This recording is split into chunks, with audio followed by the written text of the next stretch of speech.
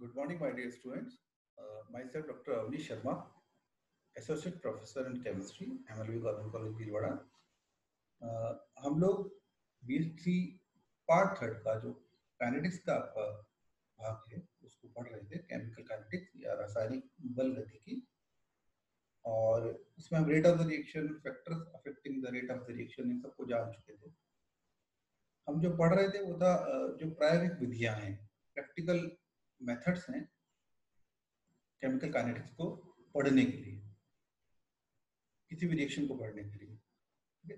और उसमें हम एक पहला मेथड है वो पढ़ चुके थे, चालकता मापी का जो मेथड था कंडक्टिविटी मीटर से। तो उसमें हमने किया ये था कि जो हमारे हमें जो भी इंटीग्रेशन इक्वेशंस प्राप्त हुई फर्स्ट ऑर्डर की, जीरो ऑर्डर की या सेकेंड ऑर्डर की, उन सभी में हमें दो तीन चीजें हैं जो जानना ज्ञात होनी चाहिए। पहली चीज टाइम, जिस टाइम पे वो रिएक्शन की कंसंट्रेशन ले रहे हैं। दूसरी चीज initial concentration of the reactant, जो हमें डिसाइड करते हैं। तीसरी चीज एक्स की वैल्यू, कि किसी पर्टिकुलर टाइम टी पे कितने mole of the reactant product में बदल चुके हैं। और क्योंकि ए और एक्स पता चल जाएगा तो ए माइनस एक्स। तो हमने चालकता मापी जो मेथड था उसमें किया ये था कि जो इनिशियल कंसंट्रेशन है या फिर जो एक्स की वैल्यू है या ए माइनस एक्स है, उसको हमने रिलेट कर दिया था कंडक्टिविटी के साथ। तो जब हम चालकता मापी से चालकता नापते हैं तो वो चालकता बता देती है कि भाई इनिशियल कंसंट्रेशन ये थी, एक्स की वैल्यू ये थी। तो जो हमने इंटीग्रेशन फॉर्मूला निकाला था उसमें हम उस कंसंट्रेशन टर्म की जगह चालकता को रख देते हैं और फिर देखते हैं कि कांस्टेंट अगर आता है के की वैल्यू तो वही पर्टिकुलर वो ऑर्डर ऑफ द रिएक्शन। ये तरीका था। आज हम दूसरा मेथड पढ़ेंगे, ठीक है। मैं आपके साथ शेयर कर देता हूँ, जस्ट अ मिनट। ओके, तो ये हम पढ़ रहे थे K1 is equal to 2.303 upon T log, ये हमने वैल्यू रख दिया था C0 माइनस C अल्फा। ये इनफाइनाइट पे कंडक्टिविटी रिएक्शन कंप्लीट हो जाएगी और C0 इनिशियल जो कंडक्टिविटी है वो है, ठीक है। इस तरह Ct टाइम t पर कंडक्टिविटी हो गया, C अल्फा जब कंप्लीट हो जाए रिएक्शन में, ये ले लिया। इनके बीच हमने ग्राफ खींचा, किसके बीच, log C0 minus C alpha और समय के बदले ग्राफ खींचा तो उसको जो ढाल आता है वो एक सीधी रेखा में प्राप्त होता है, वो हमें दे देता है k की वैल्यू, k पर 2.303, k अपॉन 2.303, ये ढाल आ जाता है, ठीक है। तो इससे k की वैल्यू हम निकाल सकते हैं। तो ये एक इंपॉर्टेंट चीज इसमें थी जो मैं लास्ट क्लास में आपको नहीं बता पाया था कि इस विधि में अभिकारकों की सांद्रता का कहीं भी उपयोग नहीं हो रहा है, सीधे किसका उपयोग हो रहा है, कंडक्टिविटी का या चालकता का। आज हम पढ़ेंगे दूसरा मेथड। दूसरा मेथड है वो एक प्रकाशिक विधि है, ठीक है। प्रकाशिक विधि है। प्रकाशिक विधि भी यहाँ दो तरह की है, एक तो है जो हम अभी पढ़ेंगे, एक हम अगली क्लास में पढ़ेंगे। तो जो पहली विधि है वो ध्रुवणमापी विधि या पोलरिमेट्री मेथड। इस विधि के लिए कंडीशन है, कंडीशन ये है कि यह विधि तभी उपयोग में आएगी जबकि जो अभिकारक है वो फोटो एक्टिव हो, प्रकाशिक रूप से सक्रिय हो। अब प्रकाशिक रूप से सक्रिय कब होगा कोई भी कंपाउंड, वो तब होगा जबकि कोई पोलर लाइट आ रही है, ध्रुवित प्रकाश है, उसका जो प्लेन है उसको ये जो अभिकारक है या उत्पाद है वो उस प्रकाश को दाएं या बाएं घुमा दे, लेफ्ट और राइट घुमा दे, तो वो कहलाता है प्रकाशिक रूप से सक्रिय, ठीक है। और यह जो गुण है ये कहलाता है प्रकाशिक सक्रियता। तो ध्रुवणमापी विधि है, इंपॉर्टेंट। सबसे इंपॉर्टेंट चीज इसमें क्या है कि अभिकारक है वो प्रकाश सक्रिय होना चाहिए। प्रकाश सक्रिय क्या होता है, तो ध्रुवित प्रकाश के तल को दाईं ओर घुमा दे या बाईं ओर घुमा दे, ठीक है। और यह गुण क्या कहलाता है, प्रकाशिक सक्रियता, फोटो एक्टिविटी, ठीक है।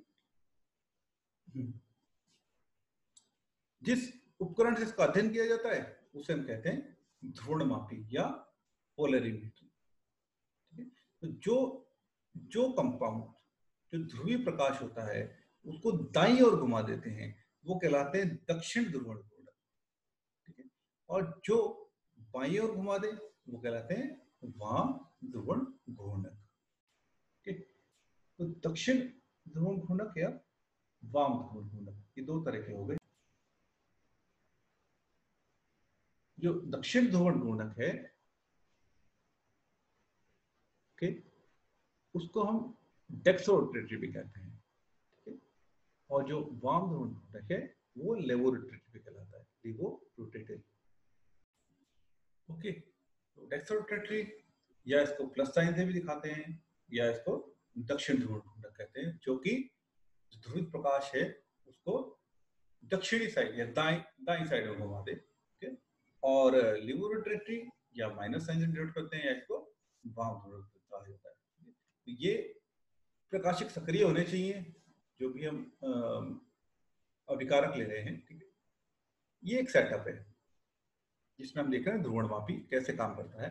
तो एक ये प्रकाश का स्रोत है, कोई भी लैंप है उससे प्रकाश निकल रहा है, या बीच ये जो लाइट है स्कैटर्ड है, वो ऐसे स्कैटर्ड है, इधर उधर जा रही है, डायरेक्शन नहीं है उसका कोई। और जब ये ध्रुवक से गुजरती है, ध्रुवक क्या है, ये निकोल प्रिज्म है, दो निकोल प्रिज्म इस तरह रखे हुए, ये ध्रुवक हो गया, है ना। ध्रुवक से जब निकलता है तो जो लाइट है वो पोलराइज हो जाती है, वो एक प्लेन में हो जाती है, जैसे ये प्लेन में दिखाई दे रही है, यहाँ ये बिखरी दिखाई दे रही है, स्कैटर्ड दिखाई दे रही है। तो जैसे ही निकोल प्रिज्म से निकलता है तो ये पोलराइज्ड लाइट में चेंज हो जाता है या ध्रुवित प्रकाश में चेंज हो जाता है। अब ध्रुवित प्रकाश से क्या हो रहा है, आगे चल रहे हैं, आगे चले तो यहाँ क्या है, ये सैंपल सेल है, ठीक है, सैंपल सेल है। इस सैंपल सेल से इसकी लेंथ है एल डी है ना, तो यहाँ सैंपल सेल है, इसमें विलयन भरा हुआ है, तो यहाँ से ध्रुवित प्रकाश निकला, ये वापस यहाँ पर क्या लगा हुआ है, एक निकोल प्रिज्म विश्लेषक लगा हुआ है, ठीक है, और ये लेंस है। तो हमें जब देखना है तो यहाँ से देखना होगा। अगर ये विलयन है, इसमें कुछ भी नहीं है, कोई सॉल्यूशन नहीं है, तो क्या होगा, सोर्स से निकली लाइट, निकोल प्रिज्म से निकली लाइट, ध्रुवक से निकली लाइट, ध्रुवित प्रकाश हो गया, पोलराइज हो गई लाइट, उसके बाद में यहाँ कुछ है नहीं, विश्लेषक से निकलेगी और सीधे में लेंस से दिखाई देगा जो लाइट थी उसी प्लेन में। लेकिन अगर इसमें कोई सॉल्यूशन बना है जो कि प्रकाशिक रूप से ऑप्टिकली एक्टिव है, तो जब ऐसा कोई इसमें सॉल्यूशन बना है जो ऑप्टिकली एक्टिव है, तो वो इस लाइट को दाएं या बाएं घुमा देगा। तो दाएं या बाएं घुमा देगा, तो हमें जब लेंस से देखना है तो इस विश्लेषक को हमें दाएं या बाएं घुमाना पड़ेगा उस लाइट को देखने के लिए। तो कितना वो दाएं घूमता है या कितना वो बाएं घूमता है, वो जो कोण है वो थीटा कहलाता है। तो जैसे हमने कंडक्टिविटी को कंसंट्रेशन से जोड़ा था पीछे, वैसे ही यहाँ पर उस थीटा एंगल को हम जोड़ेंगे किससे, कंसंट्रेशन टर्म से, और हमारा प्रॉब्लम सॉल्व हो जाएगा। ठीक है, ये सेटअप है इस प्रकाश जो हम पढ़ रहे हैं ध्रुवणमापी का, है ना। तो ये मैंने लिखा है, ये भी यहाँ पढ़ लीजिए। यहाँ दो विश्लेषक, एक निकोल प्रिज्म है जो मैंने बताया, तथा मध्य में एक सैंपल ट्यूब है, this one.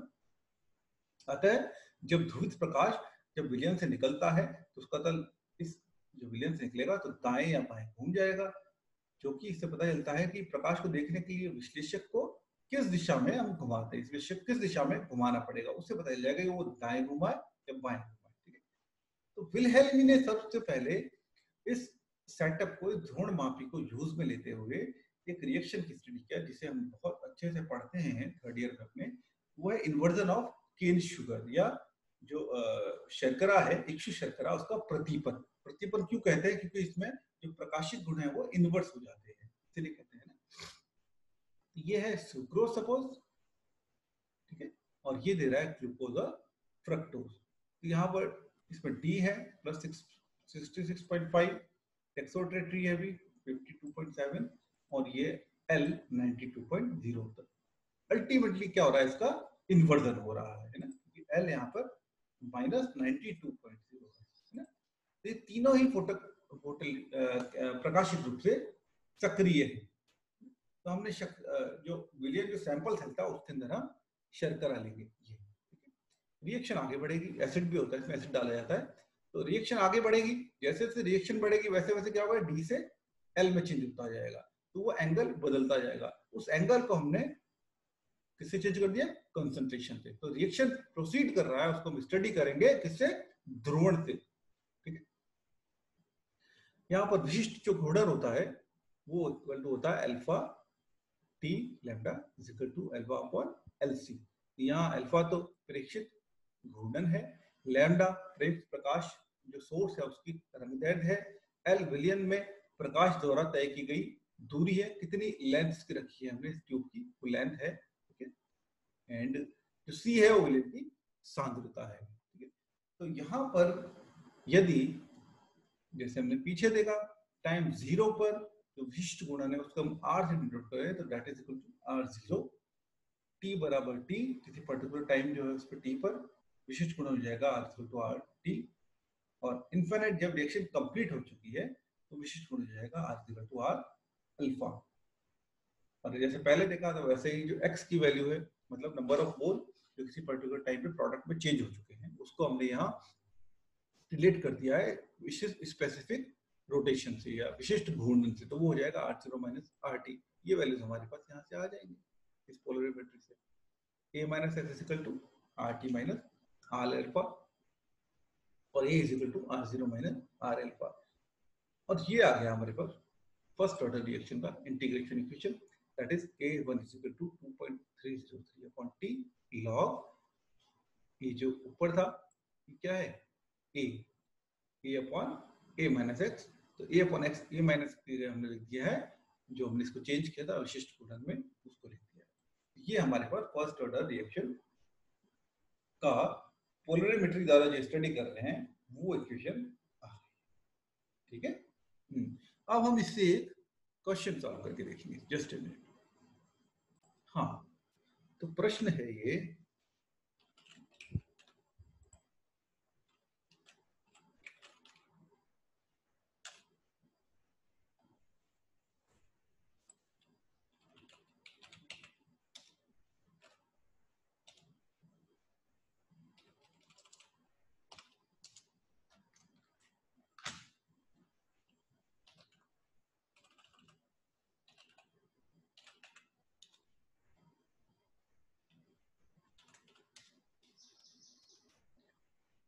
Zero point six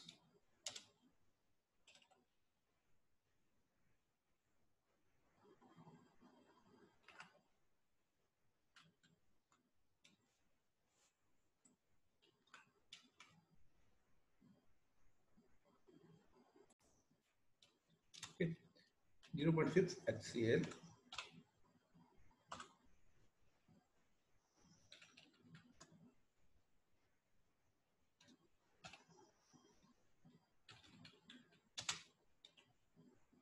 की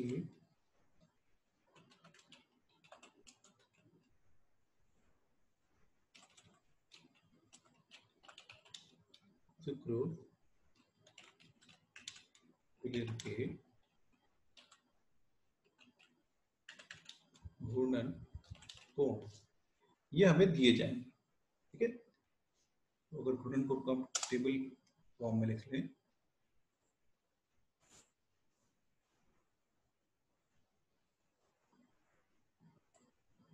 यहाँ पर लिया टाइम, समय ले लिया, समय 0,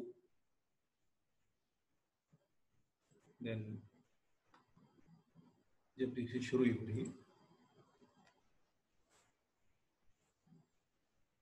10,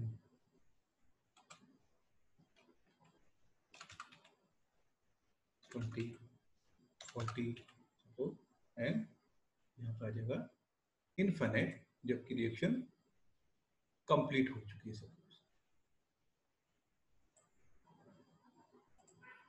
जी।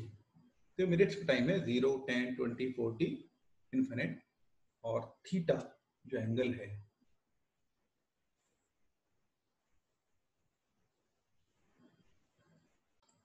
ओके, तो थीटा एंगल हो जाएगा प्लस 30.4 नेक्स्ट प्लस 28.8 सपोज। ये हमें थीटा एंगल कहाँ से मिला है, उस पोलरिमेट्री से, कितना उस एंगल पे हमें घूमना पड़ा है उस लाइट को पोलरिटी देखने के लिए, उससे निकल जाएगा।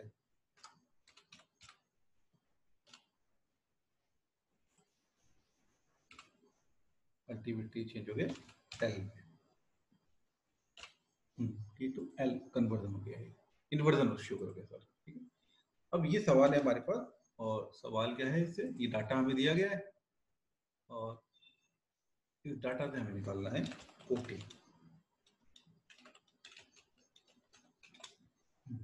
ये आ जाएगा एग्जाम में इस तरह। अब बताइए आप, ठीक है, कोटी निकालनी है। अब क्या करेंगे कोटी निकालने के लिए? हमारे पास फॉर्मूला ऊपर दिया हुआ है, ठीक है, थीटा की जगह आर मान लीजिए, वही है सेम ही चीजें।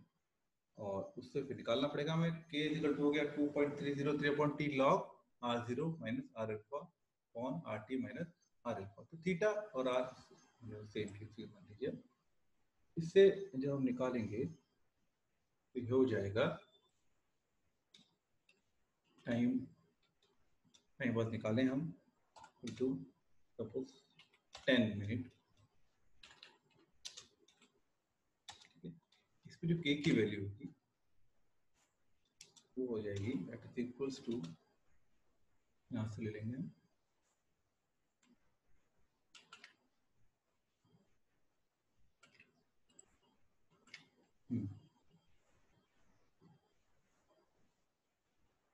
तो ये होगा R zero minus R alpha. और आर जीरो क्या है? इनिशियल जो है, और इनिशियल क्या है यहाँ पर? प्लस 32.4। और अल्फा क्या है? माइनस 11.1। तो हम ऐसे देख लें, अगर log R zero minus alpha, इसकी वैल्यू क्या होगी? तो पहले से निकाल लें, तो ऊपर टेबल से अगर निकालें हम, ये हो जाएगा प्लस 32.4 माइनस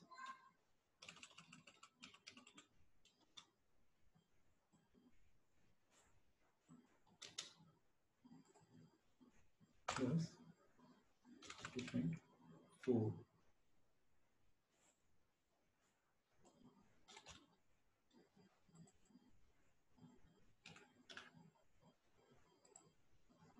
माइनस 11.1।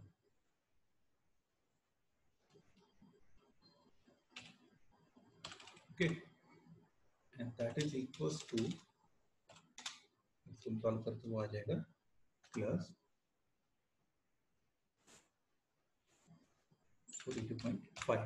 ओके, तो ये आ गया हमारे पास R zero minus R infinite. Okay, दूसरी चीज नीचे क्या है? R T minus R alpha, ठीक है, R T minus R alpha, इसको भी निकालने को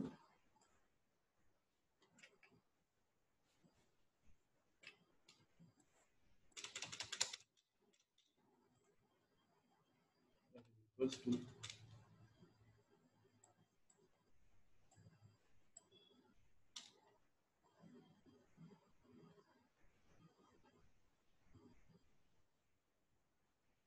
ये क्या हो जाएगा? आर टी डिफरेंट टाइमिंग पे 10 मिनट पे ये है, 20 मिनट पे ये है, 40 मिनट पे ये है, ठीक है। अभी हम बात कर रहे हैं इसकी, suppose T equal to 10 minute. तो यहाँ पर आर टी हो जाए, आर टी क्या हो जाएगा? जो कि 10 मिनट पे है, 28.8। तो यहाँ ऊपर वाला जो वैल्यू है वो तो आ गया 43.5, और नीचे वाला वैल्यू क्या हो जाएगा? देखते हैं अभी। ये हो गया प्लस 28.8, ये तो हो गया 10 मिनट पे, जो थीटा था उसको आर थी। और अल्फा हमें पता है 11.1 है, तो ये रखा तो आ जाएगा 39.9। तो ये तो कांस्टेंट रहेगा तीनों, 10 मिनट, 20 मिनट, 40 मिनट्स के लिए। और ये नीचे वाला जो है वो चेंज होता रहेगा। एक इक्वेशन लिख के देखें तो, सपोज ये वाली इक्वेशन है, किस तरह निकलेगा?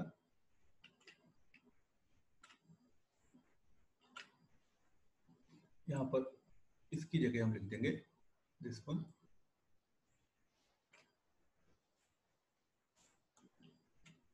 43.5, और ये आ जाएगा नीचे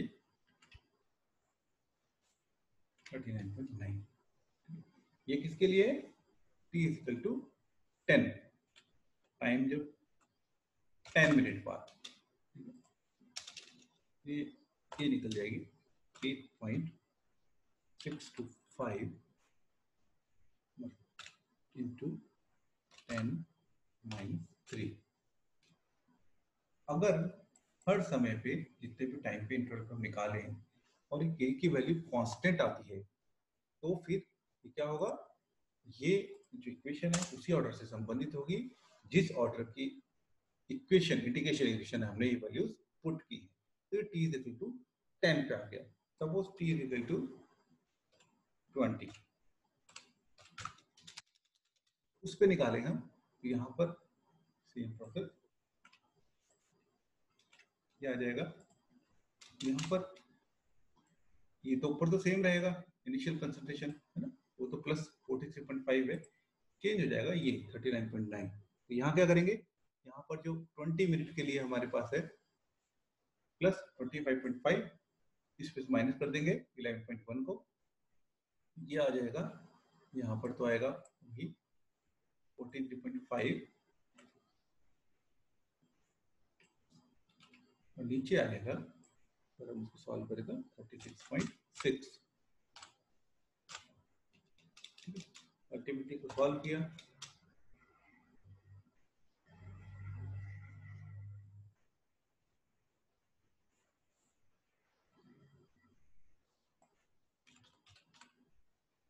सॉल्व जो हम करते हैं ये आता है 8.625 इंटू 10⁻3, जो कि सेम है जैसे कि हमारे पास 10 मिनट पे आया था। इसका मतलब क्या है, ये रिएक्शन जो है वो है first order reaction. First order में कौन सी है, ये स्यूडो फर्स्ट ऑर्डर रिएक्शन है। जैसे हमने पढ़ा था कि इसमें H2 होता है, वो बहुत ही आधिक्य में होता है, ये हम पहले पढ़ चुके हैं। तो pseudo first order reaction type है ये, है ना। ये एक मेथड था पोलैरिटी का, जिससे कि ध्रुवण मापी की मदद से हमने एक रिएक्शन को स्टडी किया। इस तरह के रिएक्शन में जो कंसंट्रेशन टर्म्स हैं उनको हमने चेंज कर दिया उसकी पोलैरिटी, ध्रुवणता से, है ना। ये हमने पढ़ा। और अगर इसको हम बात करें, या कंफ्यूज होने की जरूरत नहीं है, थीटा को सब, ये एक विधि थी। अब नेक्स्ट मेथड हम अगली क्लास में पढ़ेंगे, वो मेथड है स्पेक्ट्रोफोटोमेट्रिक मेथड, स्पेक्ट्रोफोटोमेट्रिक विधि, ठीक है।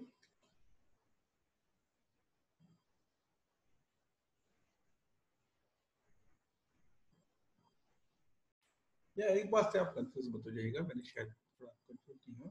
यहाँ हमने थीटा लिया है ना, यहाँ विशिष्ट कोण लिख सकते हैं, इसको थीटा लिया है, तो यहाँ आर है वो थीटा जो वैल्यू से सेम ही रहेगी, विशिष्ट कोण नहीं बता रहा है, तो इससे कंफ्यूज